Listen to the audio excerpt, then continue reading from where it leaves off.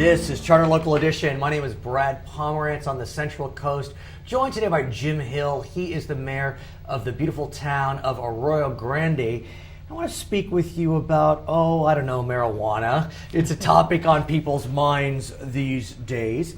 Yes. As you know, last year the state passed regulations, finally, as it related to medical marijuana. And so many municipalities have been looking at how they will regulate medical marijuana because the regulations from the state told the cities and counties how to handle the situation.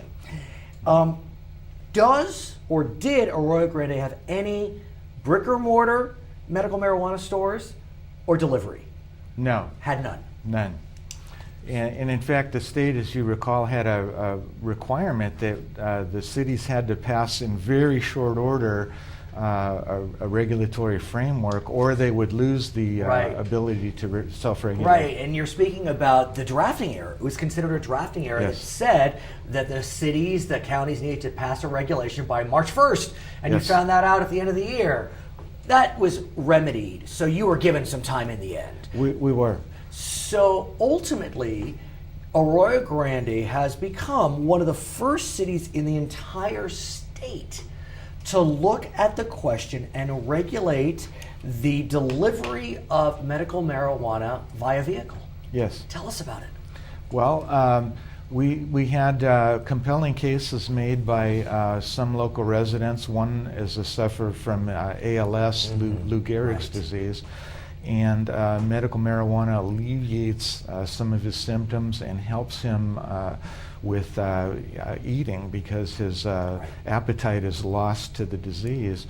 And so we recognized that the state had provided the framework and decided that the right thing to do was to look at the question and see how we could perhaps progress with it. And so how you progressed is you are going to license 3 mobile medical marijuana dispensaries. It's a very specific framework. Correct. How did you come to that resolution?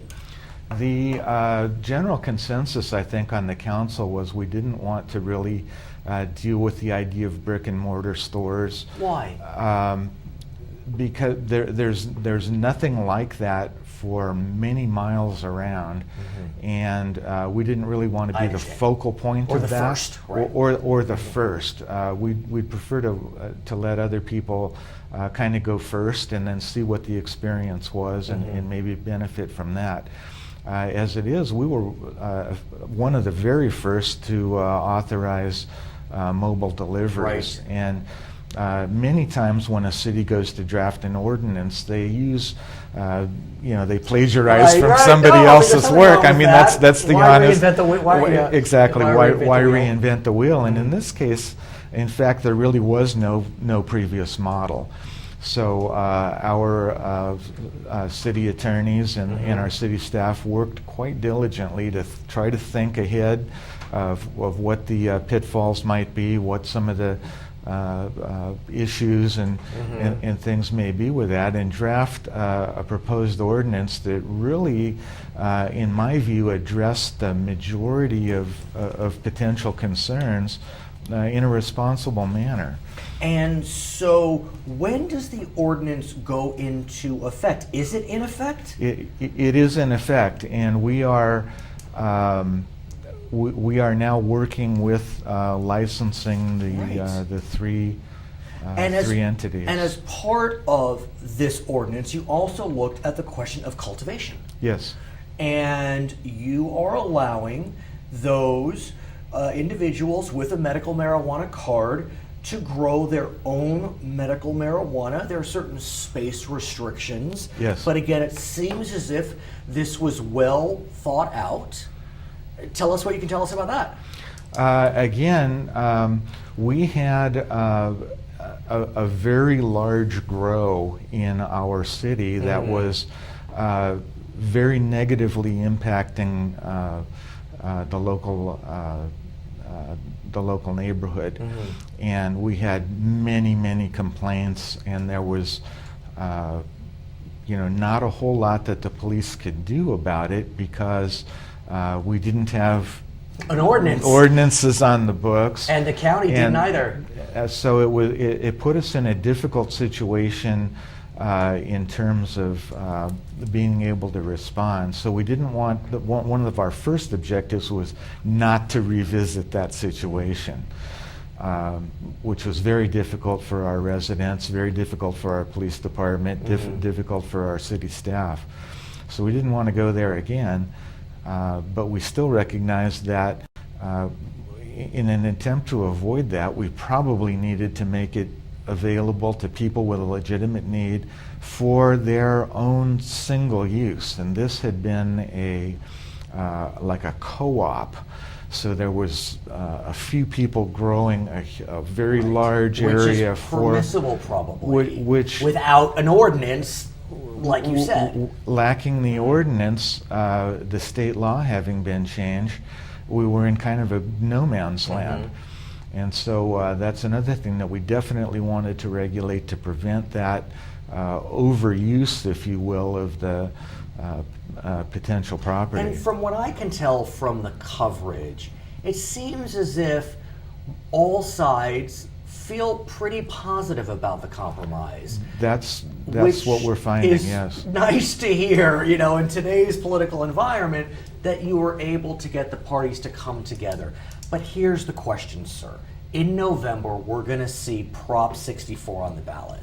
And Prop 64 would legalize marijuana for recreational purposes. Does your ordinance will it still have the same impact and effect if we do legalize marijuana? Will it still apply? It will still apply to medical use of marijuana. Now, that's not to say that if the state measure passes in November, that we might not have to revisit our ordinance. So are you thinking potentially to simply apply that ordinance for recreational use? That you won't allow brick and mortar? We've not yet really considered that in depth. We're kind of waiting to see what happens in November. If there was an ordinance or an initiative passed, when that might take effect, what the provisions of it are.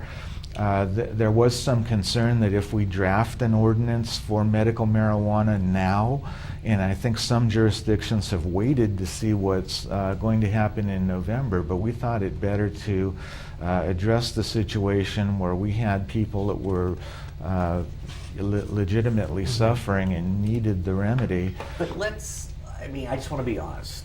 It's probably going to pass. I'm not advocating one way or the other.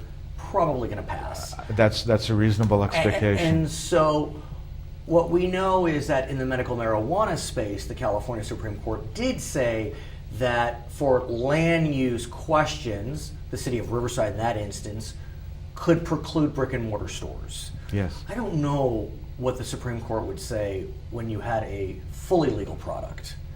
Medical marijuana was kind of a carve out. I mean, in terms of alcohol, for example, do you, as a matter of land use, are you able to say we can only have so many establishments that sell alcohol?